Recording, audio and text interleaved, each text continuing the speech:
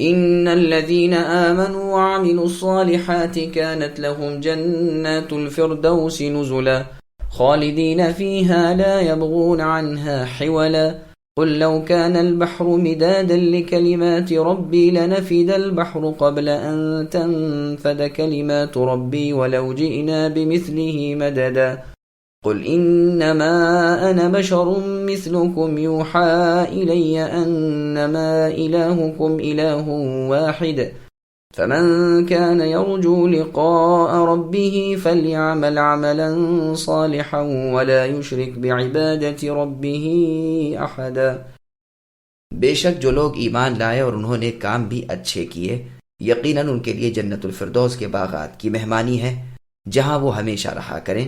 جس جگہ کو بدلنے کا کبھی بھی ان کا ارادہ ہی نہ ہوگا۔ اے نبی کہہ دیجئے کہ اگر میرے پروردگار کی باتوں کے لکھنے کے لیے سمندر سیاہی بن جائے تو وہ بھی میرے رب کی باتوں کے ختم ہونے سے پہلے ہی ختم ہو جائے گا، گو ہم اسی جیسا اور بھی اس کی مدد ملائیں۔ اے نبی اعلان کر دیجئے کہ میں تو تم جیسا ہی ایک انسان ہوں، ہاں میری جانب وحی کی جاتی ہے کہ سب کا معبود صرف ایک ہی معبود ہے، تو جسے بھی اپنے پروردگار سے ملنے کی آرزو ہو اسے چاہیے کہ نیک اعمال کرتا رہے اور اپنے پروردگار کی عبادت میں کسی کو بھی شریک نہ کرے۔ سامعین، اب آیتوں کی تفسیر سماعت کیجیے۔ نیک لوگوں کی مہمانی، اللہ تعالیٰ پر ایمان رکھنے والے، اللہ کے رسولوں کو سچا ماننے والے، ان کی باتوں پر عمل کرنے والے بہترین جنتیوں میں ہوں گے۔ بخاری اور مسلم میں ہے، رسول اللہ نے فرمایا کہ جب تم اللہ سے جنت مانگو تو جنت الفردوس کا سوال کرو، یہ سب سے اعلیٰ، سب سے عمدہ جنت ہے، اسی سے اور جنتوں کی نہریں بہتی ہیں، یہی جنت ان کی مہمان خانہ ہوگی، یہ یہاں ہمیشہ کے لیے رہیں گے، نہ نکالے جائیں گے، نہ نکلنے کا خیال آئے، نہ اس سے بہتر کوئی اور جگہ، نہ وہ وہاں کے رہنے سے گھبرائیں، کیونکہ ہر طرح کے اعلیٰ عیش مہیا ہیں، ایک پر ایک رحمت مل رہی ہے، روز بروز رغبت و محبت، انس و الفت بڑھتی جا رہی ہے، اس لیے نہ طبیعت اکتاتی ہے نہ دل بھرتا ہے، بلکہ روز شوق بڑھتا ہے اور نئی نعمت ملتی ہے۔ 7 سمندروں کی سیاہی بھی رب کی تعریف نہیں لکھ سکتی۔ پھر حکم ہوتا ہے کہ اللہ کی عظمت سمجھانے کے لیے دنیا میں اعلان اے نبی آپ کر دیجئے کہ اگر روئے زمین کے سمندروں کی سیاہی بن جائے اور پھر اللہ تعالیٰ کی باتیں، اللہ تعالیٰ کی قدرتوں کے اظہار، اللہ کی باتیں، اللہ کی حکمتیں لکھنی شروع کی جائیں تو یہ تمام سیاہی ختم ہو جائے گی، لیکن اللہ کی تعریفیں ختم نہ ہوں گی۔ گو پھر ایسے ہی دریا لائے جائیں اور پھر لائے جائیں اور پھر لائے جائیں، لیکن ناممکن ہے کہ اللہ کی قدرتیں، اللہ کی حکمتیں، اللہ کی دلیلیں ختم ہو جائیں۔ چنانچہ اللہ تعالیٰ سورہ لقمان کی آیت نمبر 27 میں فرماتے ہیں وَلَوْ أَنَّ مَا فِي الْأَرْضِ مِنْ شَجَرَةٍ أَقْلَامٌ وَالْبَحْرُ يَمُدُّهُ مِنْ بَعْدِهِ 7 أَبْحُرٍ مَا نَفِدَتْ كَلِمَاتُ اللَّهِ إِنَّ اللَّهَ عَزِيزٌ حَكِيمٌ، یعنی روئے زمین کے درختوں کی قلمیں بنائی جائیں اور تمام سمندروں کی سیاہیاں بن جائیں، پھر ان کے بعد 7 سمندر اور بھی لائے جائیں، لیکن ناممکن ہے کہ کلمات الہی پورے لکھ لیے جائیں۔ اللہ کی عزت اور حکمت، اللہ کا غلبہ اور قدرت اللہ ہی جانتے ہیں۔ تمام انسانوں کا علم اللہ کے علم کے مقابلے میں اتنا بھی نہیں جتنا سمندر کے مقابلے میں قطرہ۔ تمام درختوں کی قلمیں گھس گھس کر ختم ہو جائیں، تمام سمندروں کی سیاہیاں ختم ہو جائیں، لیکن کلمات الہی ویسے ہی رہ جائیں گے جیسے تھے، وہ ان گنت ہیں، بے شمار ہیں۔ کون ہے جو اللہ کی صحیح اور پوری قدر و عزت جان سکے؟ کون ہے جو اللہ کی پوری ثنا و صفت بجا لا سکے؟ بے شک ہمارے پروردگار اللہ تعالیٰ ویسے ہی ہیں جیسے وہ خود فرما رہے ہیں۔ بے شک ہم جو تعریفیں اللہ کی کریں وہ اللہ ان سب کے سوا اور ان سب سے بڑھ چڑھ کر ہے۔ یاد رکھو جس طرح ساری زمین کے مقابلے پر ایک رائی کا دانہ ہے، اسی طرح جنت کی اور آخرت کی نعمتوں کے مقابل تمام دنیا کی نعمتیں ہیں۔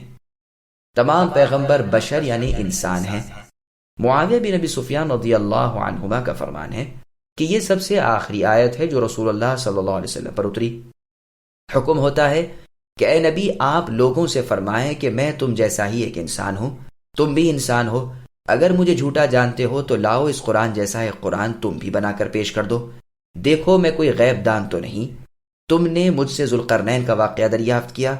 اصحاب کہف کا قصہ پوچھا تو میں نے ان کے صحیح واقعات تمہارے سامنے بیان کر دیے جو نفس الامر کے مطابق ہیں۔ اگر میرے پاس اللہ کی وحی نہ آتی تو میں ان گزشتہ واقعات کو جس طرح وہ ہوئے ہیں تمہارے سامنے کس طرح بیان کر سکتا؟ سنو، تمام تر وحی کا خلاصہ یہ ہے کہ تم موحد بن جاؤ، شرک چھوڑ دو۔ میری دعوت یہی ہے، جو بھی تم میں سے اللہ سے مل کر اجر و ثواب لینا چاہتا ہو اسے شریعت کے مطابق کے عمل کرنے چاہیے اور شرک سے بالکل بچنا چاہیے۔ بغیر ان دونوں رکن کے کوئی عمل اللہ کے ہاں قابل قبول نہیں،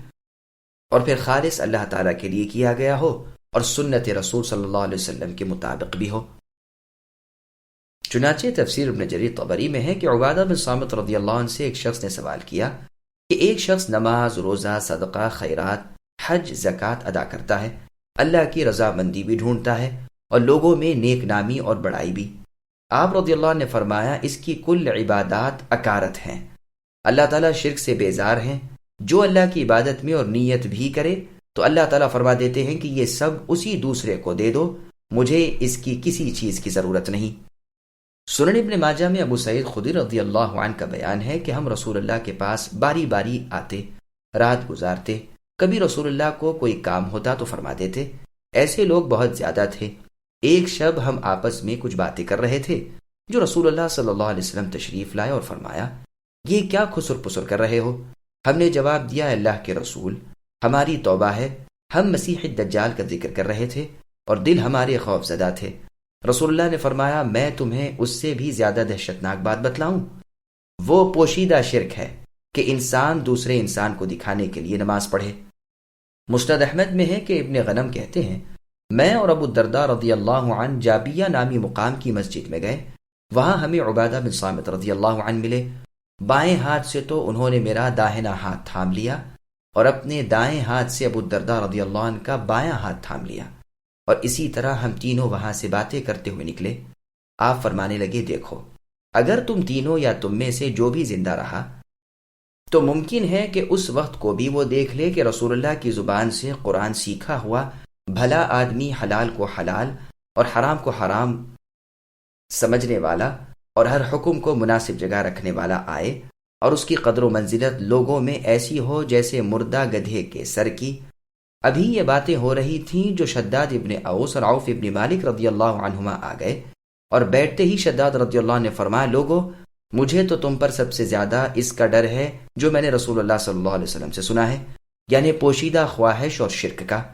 اس پر عبادہ اور ابو الدرداء رضی اللہ عنہما نے فرمایا اللہ تعالیٰ معاف فرمائے، ہم سے رسول اللہ نے فرمایا ہے کہ اس بات سے شیطان مایوس ہو گیا ہے کہ اس جزیرے عرب میں اس کی عبادت کی جائے۔ ہاں پوشیدہ شہوات یعنی خواہشات نفسانیہ تو یہی خواہش کی چیزیں، عورتیں وغیرہ ہیں، لیکن یہ شرک ہماری سمجھ میں تو نہیں آیا جس سے آپ ہمیں ڈرا رہے ہیں۔ شداد رضی اللہ عنہ فرمانے لگے اچھا بتلاؤ تو، ایک آدمی دوسروں کو دکھانے کے لیے نماز، روزہ، زکوٰۃ، صدقہ، خیرات کرتا ہے، اس کا حکم تمہارے نزدیک کیا ہے؟ کیا اس نے شرک کیا؟ سب نے جواب دیا بے شک ایسا شخص مشرک ہے۔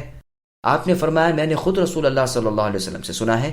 کہ جو دنیا کے دکھاوے کے لیے نماز پڑھے وہ مشرک ہے، جو دنیا کے دکھاوے کے لیے روزے رکھے وہ مشرک ہے،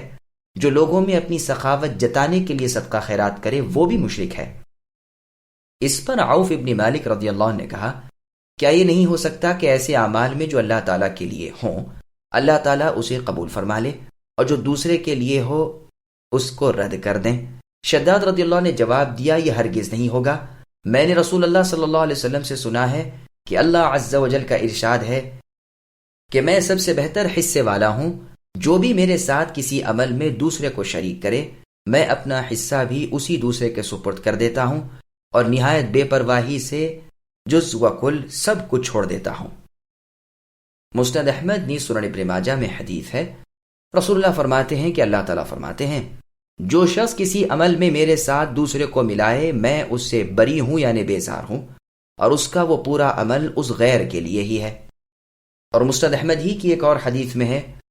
آپ نے فرمایا مجھے تمہاری نسبت سب سے زیادہ ڈر چھوٹے شرک کا ہے۔ لوگوں نے پوچھا وہ چھوٹا شرک کیا ہے؟ رسول اللہ نے فرمایا ریاکاری یعنی دکھلاوا۔ قیامت کے دن ریاکاروں کو جواب ملے گا کہ جاؤ جن کے لیے اعمال کیے تھے انہی کے پاس جزا مانگو، دیکھو پاتے بھی ہو۔ سنن ترمذی نے سنن ابن ماجہ میں حدیث ہے، ابو سعید ابن ابی فضالہ انصاری صحابی سے روایت ہے، فرماتے ہیں میں نے رسول اللہ صلی اللہ علیہ وسلم سے سنا